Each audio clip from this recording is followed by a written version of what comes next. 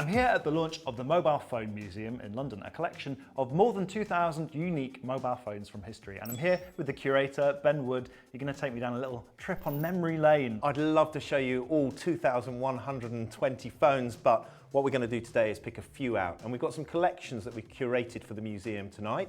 And the first one is what we consider one of the ugliest phones. Oh, in the okay. collection.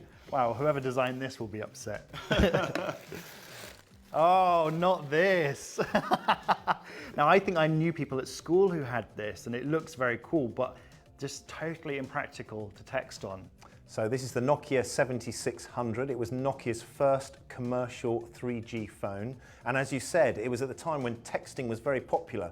And I guess there was an idea that you could text using your thumbs down the side, but it was counterintuitive. But look at it. I mean, it's not really a thing of beauty. Other phones in the ugly collection include the NTT Personal, which won a design award back in 1995, but due to its shape is now known as the toilet seat phone. And this is the iKids SF from 2006, which has rabbit ears to make it appeal to children.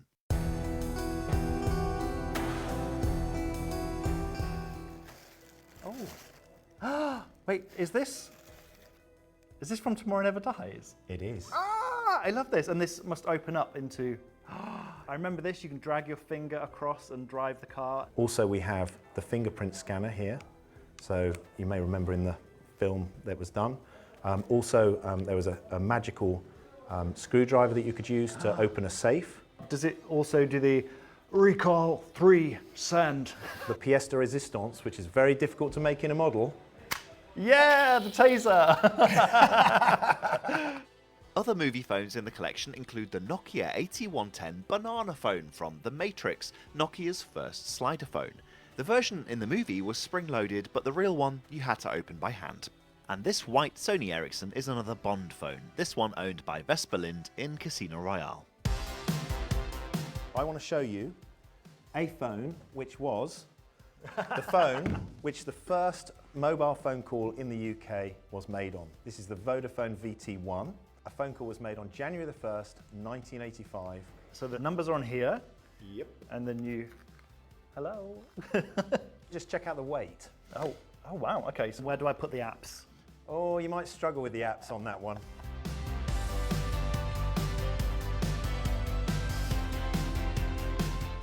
This was my favourite category because there were so many world firsts, like the IBM Simon blending computer-style features with a phone. It's widely considered one of the first smartphones of a sort, although it wasn't branded as one in 1993.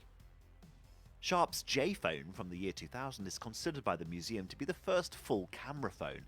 Terribly low resolution by today's standards, but it sold out in 2 weeks in Japan. It had a mirror on the back for taking selfies. The first Android looked very different from today's phones with a full physical keyboard, but in many ways the first iPhone doesn't look that different from today's devices. And this was the first pocketable phone from 1986, at a time when mobiles were typically still bricks. Its designer Niels Martensen was one of the special guests I met at the museum.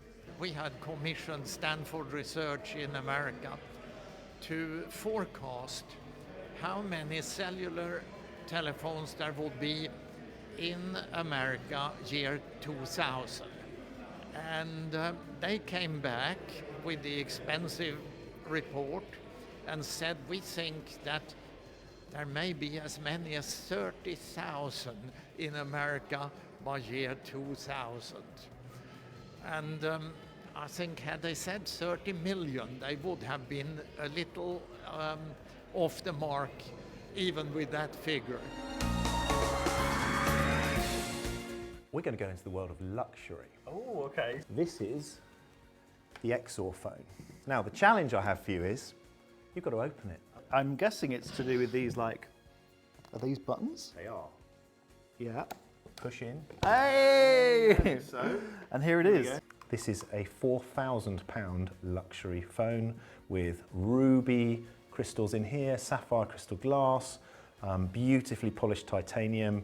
And does it do anything fancy? The joy of this phone, and for the target market, is the fact that it doesn't do anything fancy. No camera. Celebrities, very high net worth individuals hate camera phones. Everyone's going to know this one. We're on bestsellers. Is it going to be the 3310? Let's see. Let's see. There it is. Yep, old and trusty and hardy 3310. Controversial, I actually think the 3210 looks better. That's the one I had. And I never upgraded because I thought the other one looked nice. This looked cheaper somehow, but a phenomenal commercial success. 126 million phones sold, the equivalent of the Japanese population. Every single person would have one. It's iconic. And do you know what? It's the one phone when I take in the museum and show people, everyone knows the 3310. Now, the Mobile Phone Museum at the moment is only online. What's the goal with this long term? So the museum project was conceived during the pandemic, and God, museums was a broken business case at that point. So we thought the best thing to do was go with a virtual museum online, instant global audience, crowdsource some of the exhibits as well. So we're getting help from the public to get those most wanted phones that we want to get. But in 2025, it will be 40 years since the first mobile phone call was made in the UK. And my hope is that we can put on a big exhibition at somewhere like the Science Museum, the Design Museum, V&A, and actually open the doors and let the public come and see this amazing collection.